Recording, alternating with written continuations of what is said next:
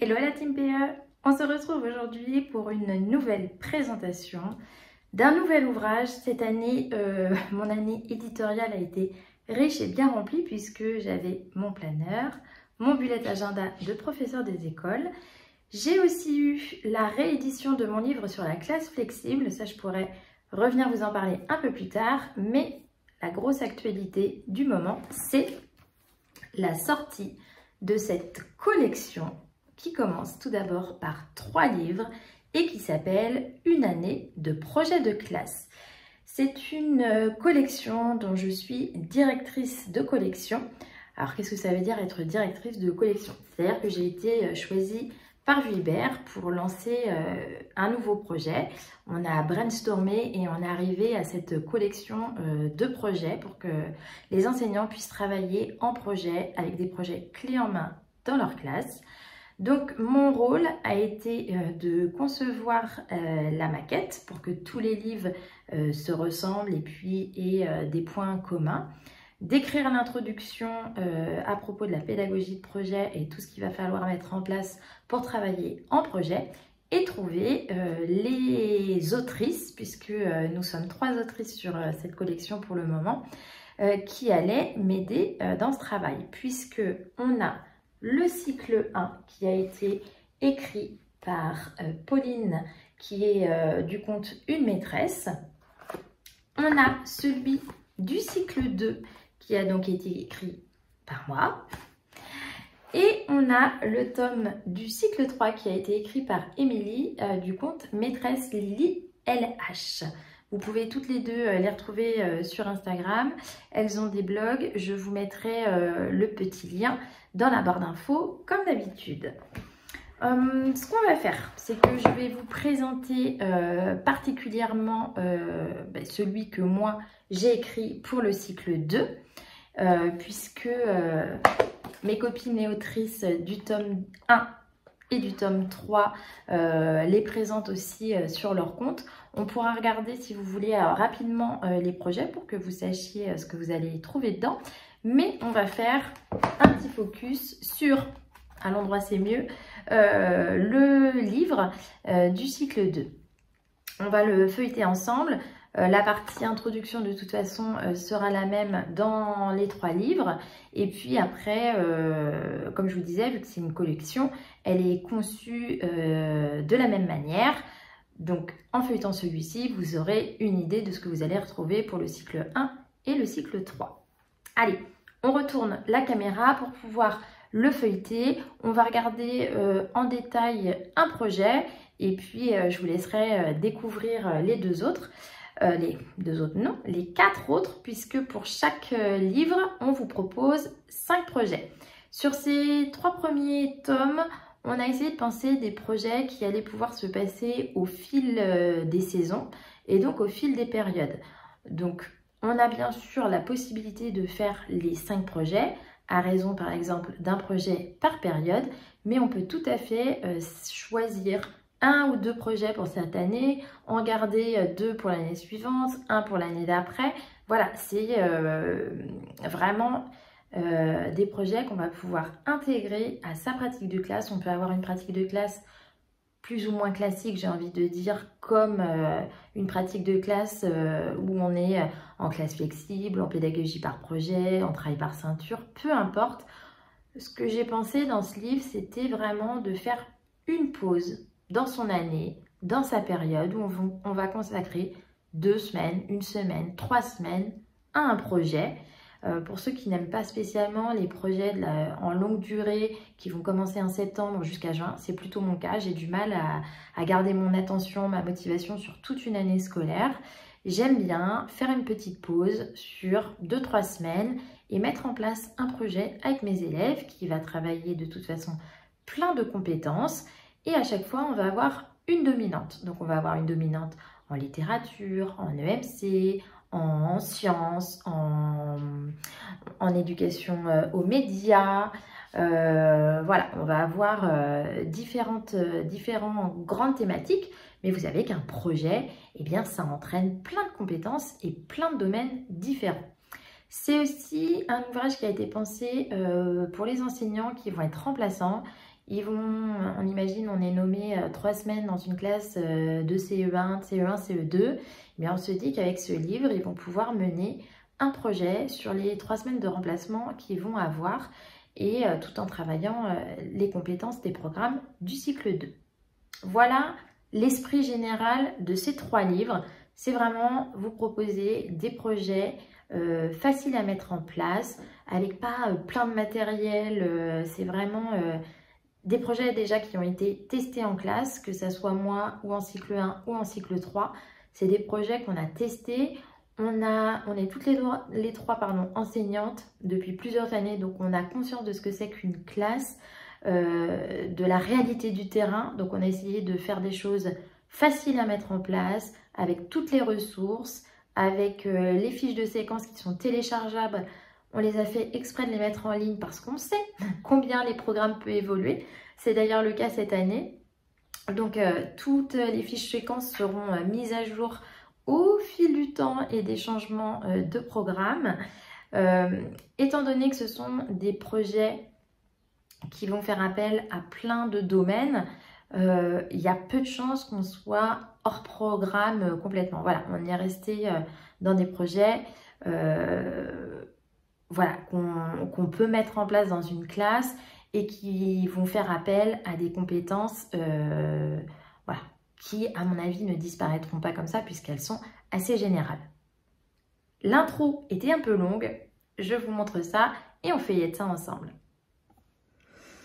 Alors voilà, c'est une collection de petits livres. On a essayé vraiment d'aller à l'essentiel, que ça soit quelque chose de facile à prendre en main. Hop là, on ouvre donc 5 projets clés en main pour gagner du temps et enseigner le programme autrement.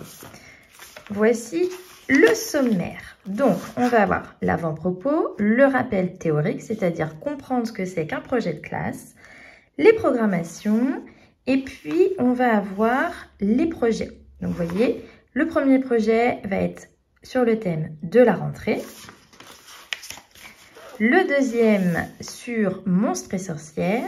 Le troisième, les Noëls du monde. Le quatrième, la semaine de la presse. Et le dernier, les voitures propulsées à air.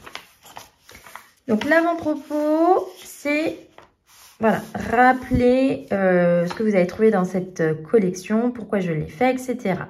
On a ensuite un rappel théorique pour bien comprendre ce que c'est que le projet de classe, avec l'histoire de la pédagogie de projet, les principes fondamentaux de la pédagogie, le rôle de chacun, que ce soit enseignant ou élève, le projet comme source d'apprentissage complexe, projet et interdisciplinarité, l'emploi du temps à mettre en place, la coopération, qui est aussi une notion fondamentale dans la pédagogie de projet, comment tisser des liens avec l'extérieur, et ensuite on a quelques pages sur les spécificités ici du cycle 2.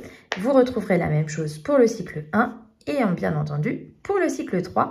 Et ça a été écrit par les autrices de chaque livre. Donc celui-ci par moi, celui du cycle 1 a été écrit par Pauline et celui du cycle 3 par Émilie. On rentre tout de suite dans le vif du projet. On vous propose des pages de programmation. Vous allez pouvoir écrire dedans pour organiser, etc. Vos projets dans l'année. Ensuite, voilà comment se présente un projet. Pour chaque projet, on a une page d'introduction avec une petite illustration. Comme je vous disais, on va détailler ensemble le projet 1. Je vais vous garder la surprise des autres projets, mais ils fonctionneront exactement de la même manière. Durée envisagée, ici la rentrée, 1 semaine. Bien entendu, chaque projet est à adapter à votre classe. Si vous pensez avoir besoin de 2 semaines, vous pouvez bien sûr prendre 2 semaines. Les dominantes dans ce projet sont l'EMC et le PS. La réalisation finale, puisque pour avoir une pédagogie de projet, on va avoir une tâche finale concrète réalisée par les élèves avec un but de transmettre quelque chose à autrui. Ici, ça va être la création d'un jeu type jeu de loi en équipe avec des activités sportives et de connaissance de l'autre. Le but, clairement, c'est d'apprendre à se connaître en ces premiers jours de rentrée. On a des grandes étapes. Donc, faire des jeux de connaissances. Si on veut créer un jeu, il faut apprendre à se connaître. Mener un débat sur le collectif, la construction des règles de classe, la réalisation du plateau de jeu, écrire les défis du jeu et bien sûr, on termine par jouer au jeu en extérieur. Vous avez ici la fiche projet avec les grandes étapes. On a la fiche séquence qui va être à télécharger avec les compétences attendues. Bon, je passe vite parce qu'il y a toujours des petits malins qui servent des vidéos pour scanner les QR codes. Mais vous avez ici vraiment la fiche séquence clé en main. Ensuite, vous avez ici toujours en haut le rappel des séances. Ça veut dire que pour ce projet, on va avoir 6 séances. Ici, nous sommes dans la séance 1. Vous avez la dominante de la séance, une petite introduction et vous allez avoir toutes les séquences, tout le matériel dont vous avez besoin pour mener ce projet. Tout est téléchargeable, photocopiable, c'est vraiment du clé en main. Comme je dis toujours, bien sûr, à adapter si vous en sentez le besoin dans votre classe.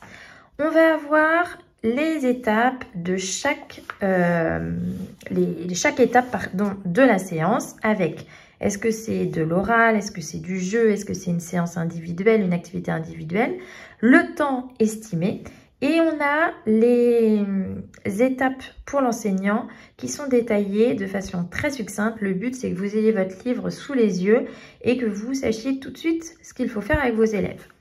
On a à côté des petits encarts pour aller plus loin, qui vont expliciter par exemple la séance, des petites astuces, des idées pour bien mener votre séance.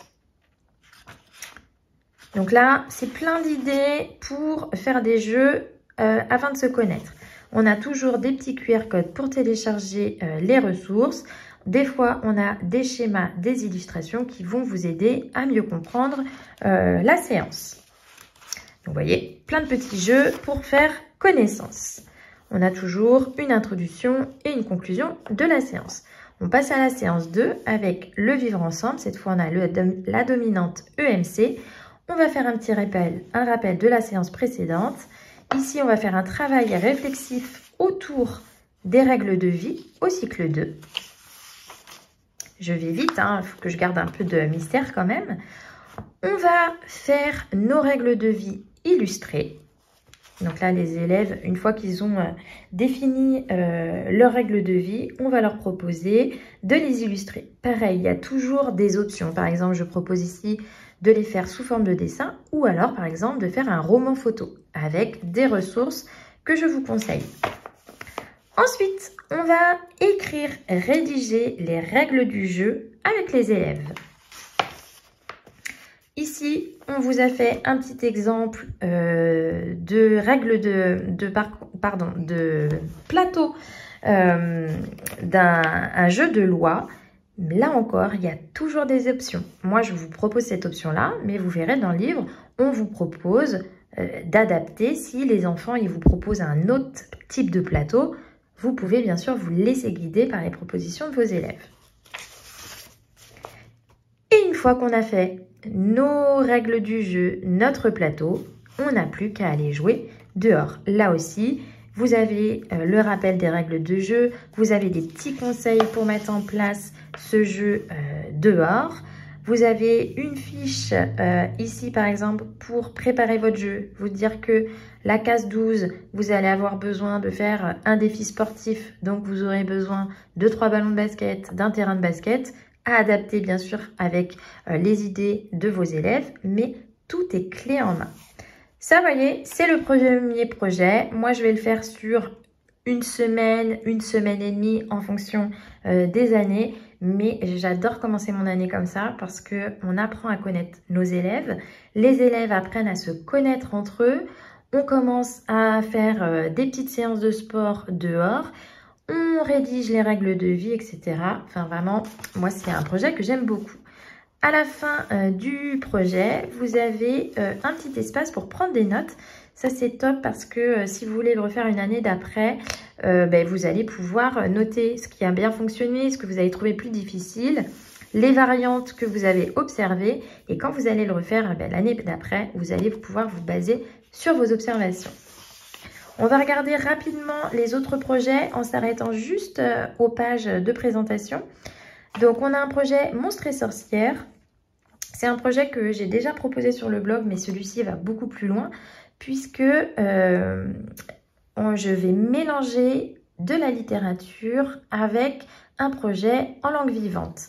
Donc, la réalisation finale, ça va être créer des flashcards pour apprendre le vocabulaire sur les monstres et les sorcières en langue étrangère. Donc, un jeu auquel les élèves vont pouvoir jouer, mais qui vont aussi pouvoir proposer à d'autres classes.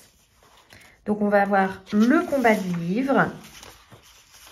On va avoir tout un travail sur le lexique. Et on va avoir la découverte d'un album en anglais, de culture en anglais autour d'Halloween. Et puis, les étapes de réalisation des flashcards. Comme je vous dis, je passe vite. Le troisième projet, c'est les Noëls du monde. La réalisation finale, ça va être de réaliser une recette de cuisine venant d'un autre pays. Donc là aussi, on a toutes les ressources, on présente le projet. On va découvrir les traditions du monde à partir de fiches sur les Noëls du monde que je vous ai préparées pour que les élèves fassent des petits exposés. Les élèves vont proposer leurs exposés. On va choisir, découvrir des recettes et choisir notre recette. Faire des calculs pour cuisiner en grande quantité. Et le but, c'est d'inviter les parents à venir prendre un goûter avec nous. Un projet autour de la semaine de la presse. Et cette fois, je vais vous inviter à réaliser un petit podcast avec nos élèves. Donc, on va découvrir la presse et les médias. On va écouter, analyser des podcasts, choisir, rédiger des sujets et enregistrer des podcasts et les diffuser.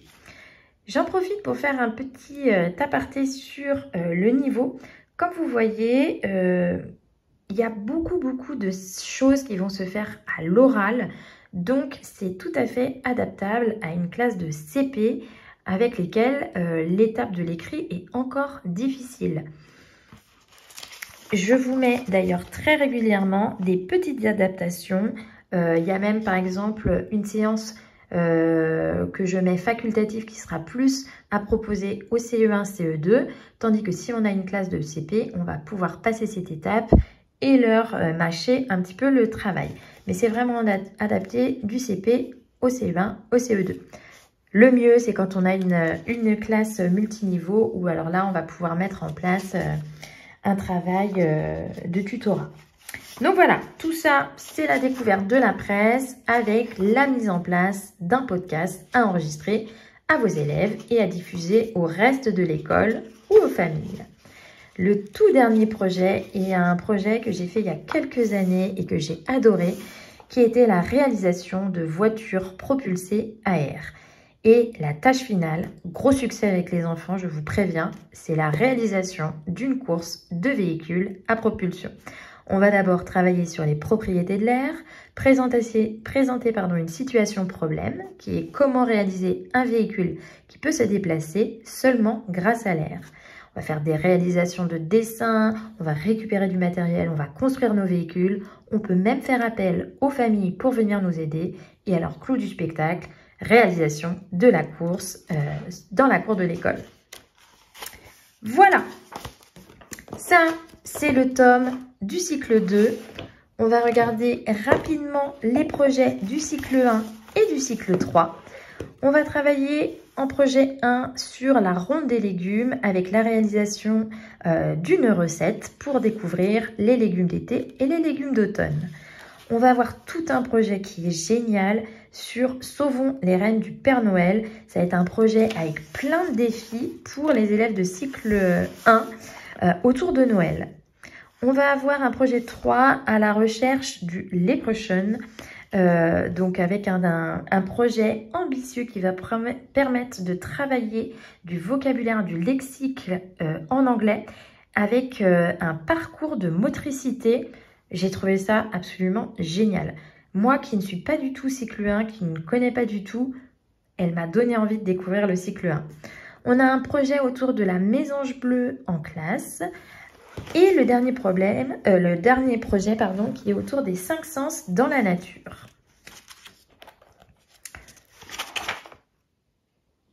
Voilà, il y a un mélange autour des sens, des œuvres d'art, super chouette aussi. Donc ça, c'est les 5 projets et je suis sûre que Pauline vous les présentera. On a le dernier tome qui s'adresse au cycle 3.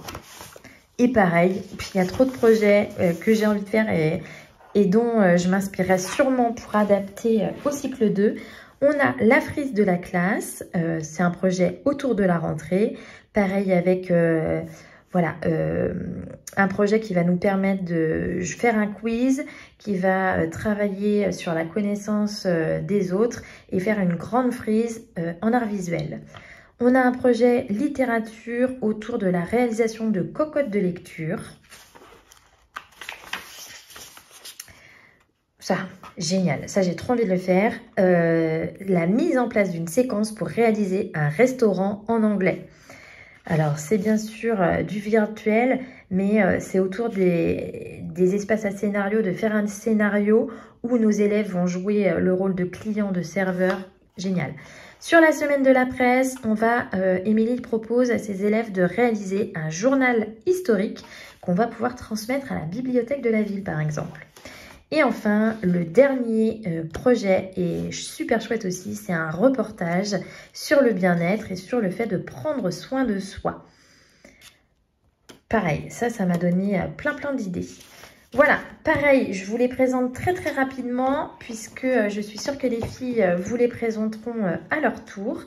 Si jamais ça vous intéresse d'en savoir un peu plus, on sera toutes les 3 présentes au CED pour un atelier sur Paris. C'est gratuit, ouvert à tous les enseignants. Donc si ça vous intéresse, je crois qu'il faut réserver les ateliers. Les infos arrivent. Je vous mettrai aussi le lien en barre d'infos. Voilà, j'espère que cette présentation vous a plu, que vous avez un peu plus compris la collection. Bien entendu, je vous invite à aller les feuilleter en librairie si vous en avez la possibilité. Je suis allée à Paris cette semaine à la Fnac et je les ai vus. Il y avait toute la collection, donc vous pouvez, si vous avez une Fnac à côté de chez vous, aller les feuilleter sans problème. Eh bien écoutez, n'hésitez pas comme d'habitude, si vous avez des questions à me les poser, j'y répondrai avec grand plaisir. Merci pour votre intérêt, merci d'avoir regardé cette vidéo et on se dit à très bientôt sur ma chaîne Mais que fait la maîtresse. Bye bye.